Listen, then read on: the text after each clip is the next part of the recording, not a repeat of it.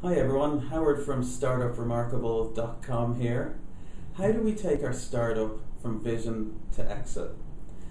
I've got Guy Rigby, author of the book Vision to Exit, and that's exactly what we're going to talk about today. Hi Guy, thanks for joining us. Pleasure. So Guy, in your book you tell us it's got a wealth of information about how we can start a business and take it right through to the exit point. How can we, if an entrepreneur is about to start a business, thinking to start a business, what can he do today differently if he has the intention of exiting?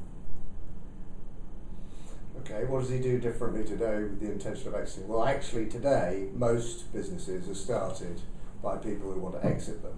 Sure. I think it's a money thing, it's a Sure. culture thing. People want to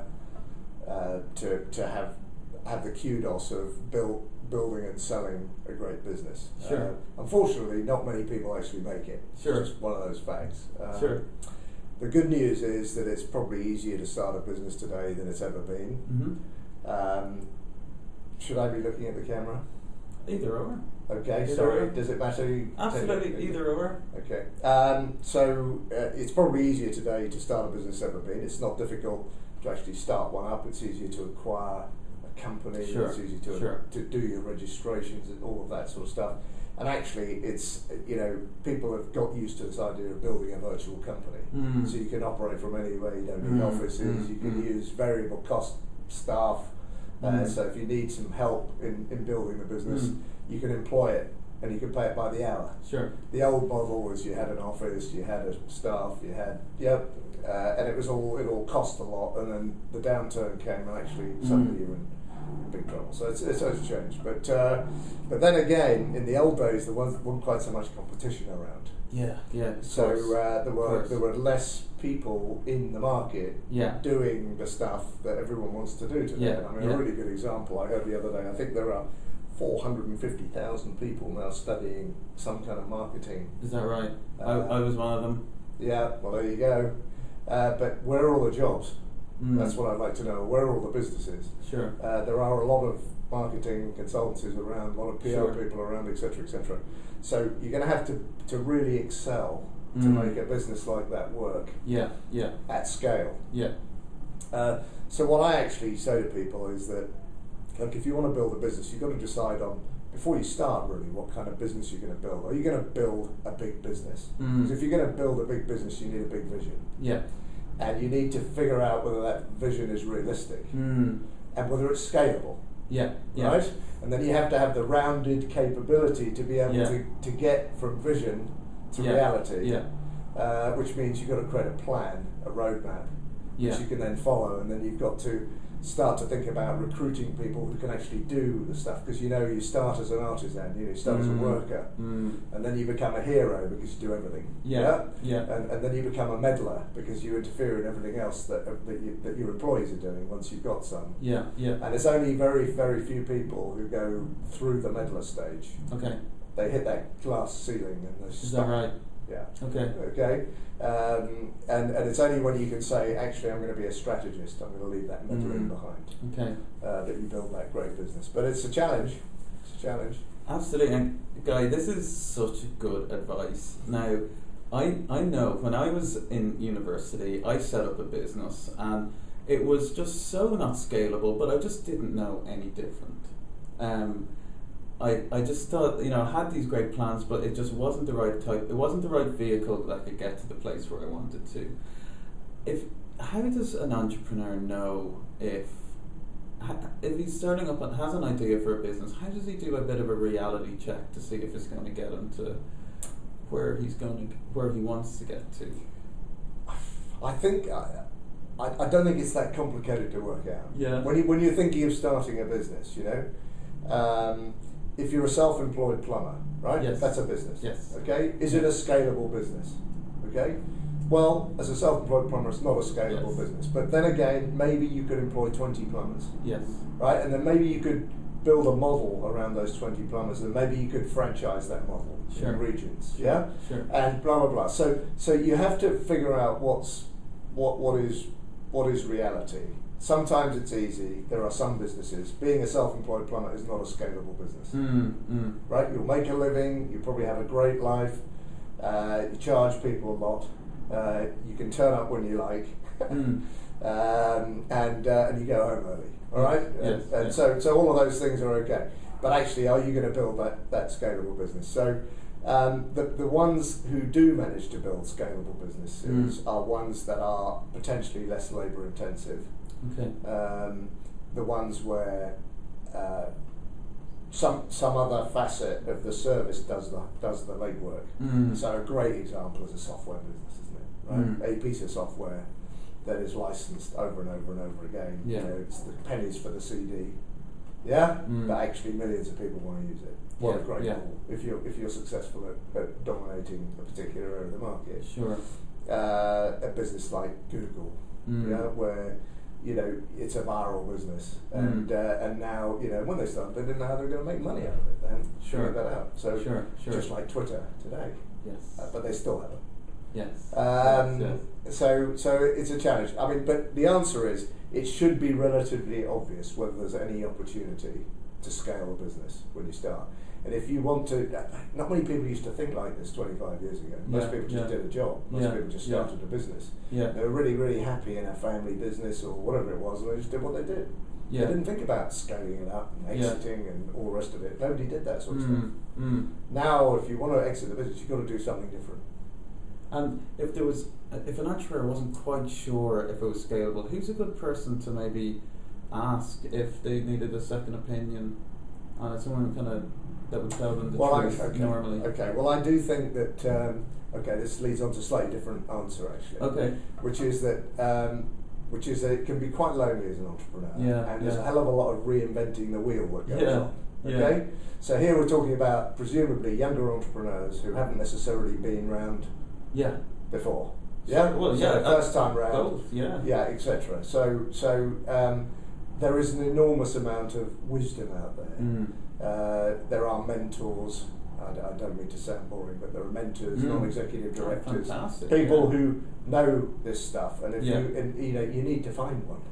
Right. If you're a young entrepreneur, find someone to talk to who's been there and seen it and done it before.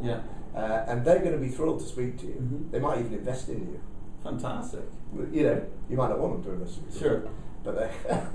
That's absolutely great. So don't hit a brick wall and say I don't know the answer to that. I'm gonna experiment by doing this, and this. And getting it wrong 3 times before you find the right answer, because the answer is just sitting in front of you. You just got to ask someone. Yeah. It's really good, really good. And in the book, I suppose you really tell us at every single stage of the business growth what to do in every section. And just really because we don't have too much time, I'm just going to kind of really dip into, I suppose, the earlier stages.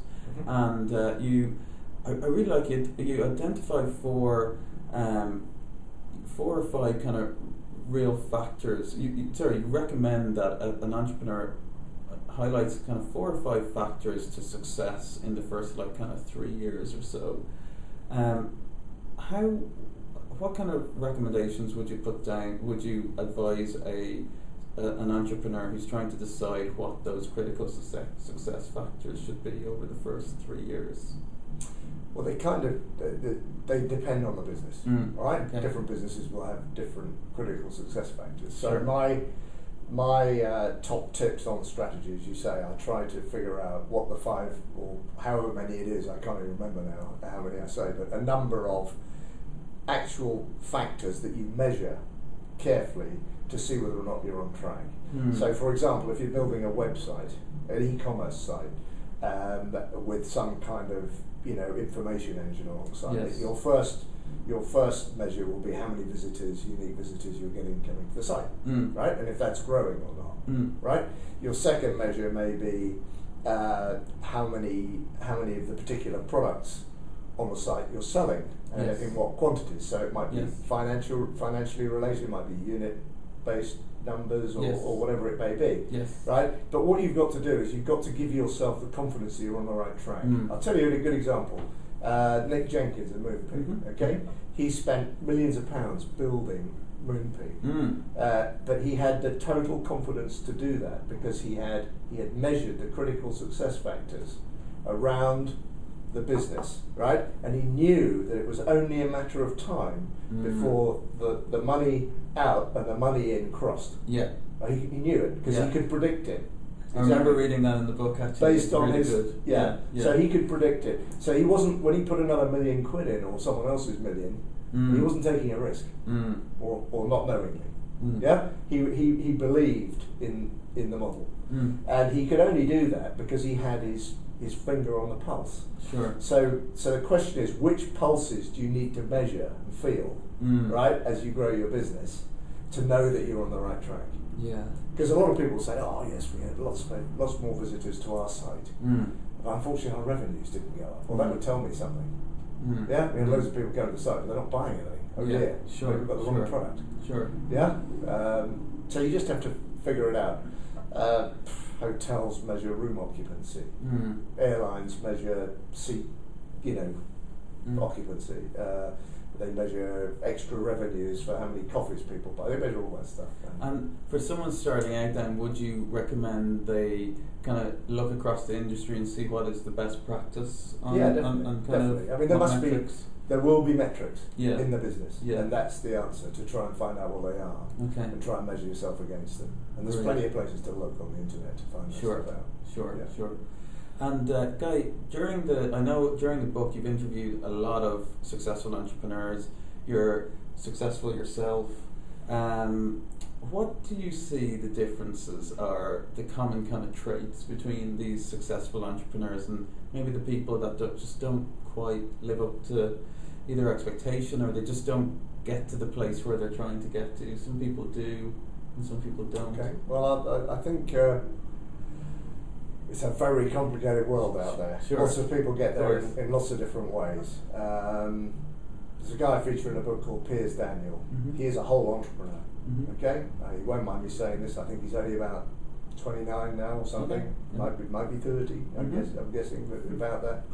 Runs a company called Fluidata, and well done, Piers. Bit of a push for you there, but he is a guy who is not only understands the technology behind his business, has built a successful business in the telecom sector, but actually understands all the metrics around it, understands all the financial side around it, understands the concept of risk management, understands the concept of culture and branding, understands how to market the business, right?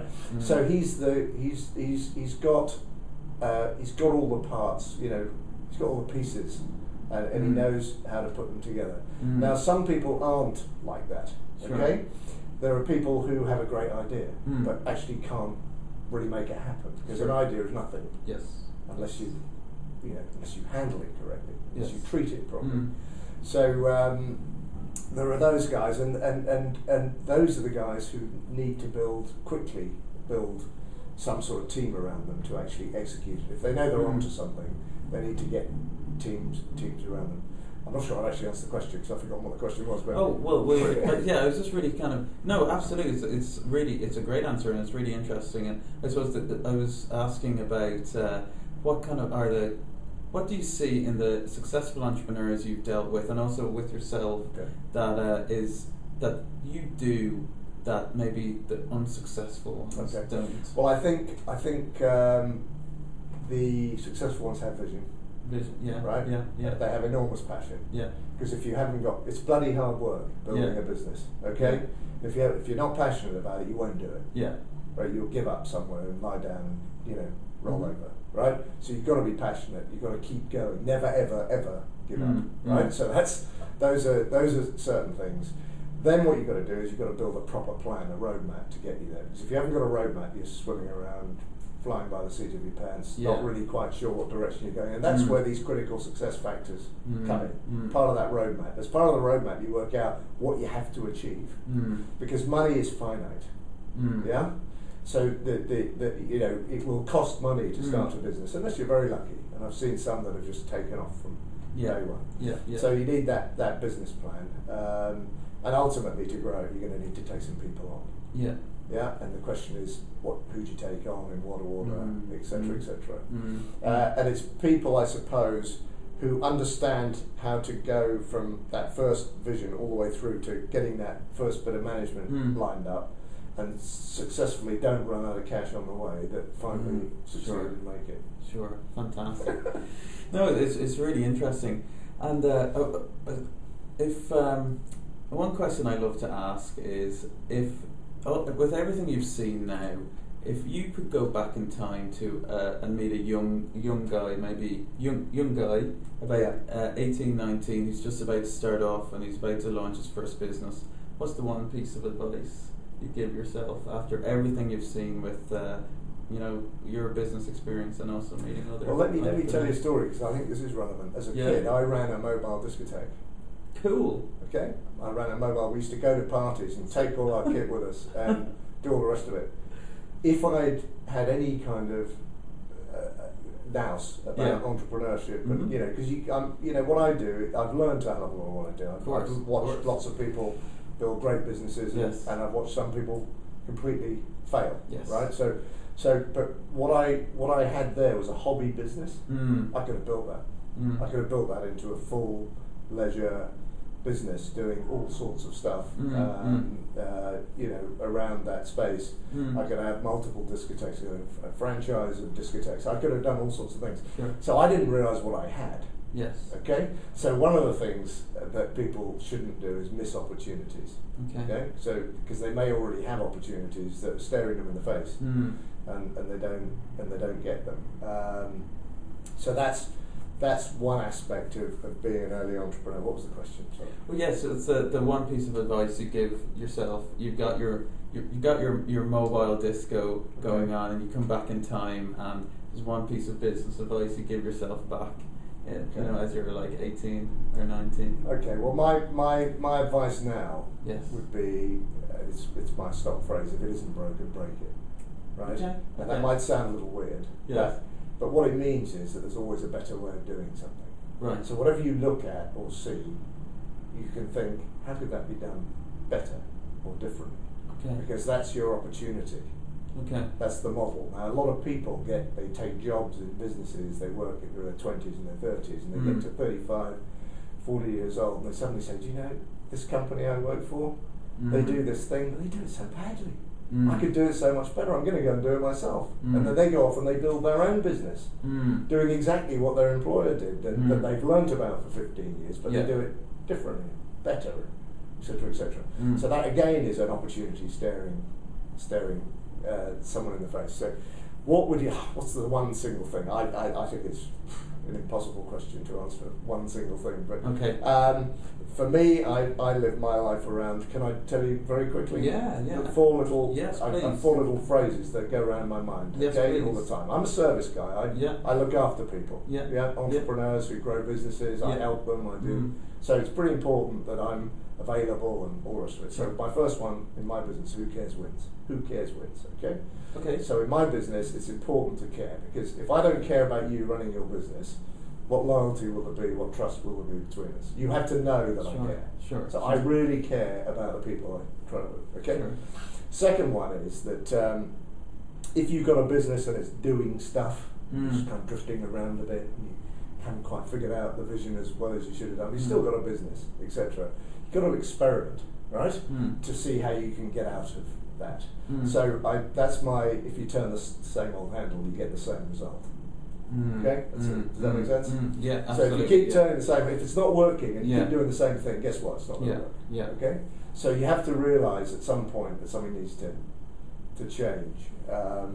So those are two of the mantras that I live by. And there was another three. Yeah, there are actually really four. Interested. Are you? Yeah, okay. Absolutely. Yeah, absolutely. This is great. Okay, so so what have I done? If it isn't broken, break it. So you did one or two. Oh, so if it isn't broken, break it. That's number 3. Yes. Oh, okay. That's number 3. Okay. And the final thing is, some people suddenly they get really down. Okay. They can't figure out what they need to do next. Whatever they've done doesn't work. Yes. They're lethargic. They sit on the settee. They watch the TV. They can't figure out where they're going. Yes. So I've got a saying for that, which is, if you've got nothing to do, go and polish the church pews. Okay. Okay. Because something will happen. Okay. So always start. Yes. Right? Doesn't matter what you start doing, because you can always change direction. Yes. But never let yourself get It's down. the forward momentum. You need to be doing something. Yeah. Because people who are doing things are generally happier people than Yes. people who are doing nothing or sitting Yes. down. So those are the four. So it's, if you've got nothing to do, go and polish the church pews. If it isn't broken, break it. If you turn the same handle, you get the same result. Yeah. Okay. Yeah. And the fourth one I forgot again. Okay. But there you go. You got it on there. We've got them anyway. That's really good advice. And so your book is out. I know that we're kind of coming to the end of the interview now, and your book is out. I haven't really looked at your camera yet. That's fine. Hi, everybody. No, absolutely fine. So it's out on Amazon on the 26th of... It's out on Amazon now. It's out on Amazon and it's on sale now. You can pre-order. Fantastic. If you go to if you go to the publisher's site, which is Harriman House, the publishers. Yes. It's got all sorts of reviews there about the book, and we've had some fabulous. Yeah, I was reading some of them earlier today, and people from like Luke Johnson and Judy Meyer is another one of the kind of Dragon Den. Yeah, and she features quite heavily in the book as well. She does. Yeah, some of them feature actually anyway. Yes. There are some that don't. They're not all quotes from my mates. Sure. But no, some people who have read it, I've been genuinely surprised by the reaction. So I put a huge amount of effort into writing it. Sure, it's supposed to be easy to read. Yeah. But I didn't want to write a book that said, start a business, get a customer, open a bank account. That's not where I'm at. Yes. And I didn't want to write a book about how I did it, principally because I haven't. Okay. Yeah. I haven't done it. Okay. Sure. I've been fine, but I'm not a Richard Branson or whatever. Sure. What I want to do, what I have seen in my life is, I've seen people who've been successful and people who've failed. Yes. Yeah? Yes. And there are generally some specific reasons why that happens. And they are around having the right vision, developing the right strategy, building a business plan, getting good management teams around you, not running out of cash. It's so basic. But the basics don't get looked after by people. So what seems to have and then what I've done is I've taken the book on a little bit into some slightly more, not complex, but slightly more developed thinking. Yeah? So how do you go from being an entrepreneur to becoming a leader? Yeah? Because the entrepreneur is the guy who's at the centre of the business, he does everything, he's busy, he's the hero, the meddler, right? Etc., etc. How does he become a leader? And that is one of those big challenges, and you've got to learn how to get over it. So we tried to go to some of those places, and we look at marketing, and we look at data management, we consider the IP structure, we look at going international in the book, etc. There's a lot of good information there, and what it is it's a starter.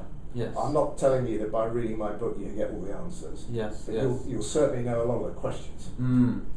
So by reading the book, you'll have a good idea about what might be involved in whatever it is you're trying to do, and then you'll know what questions to ask. Yes.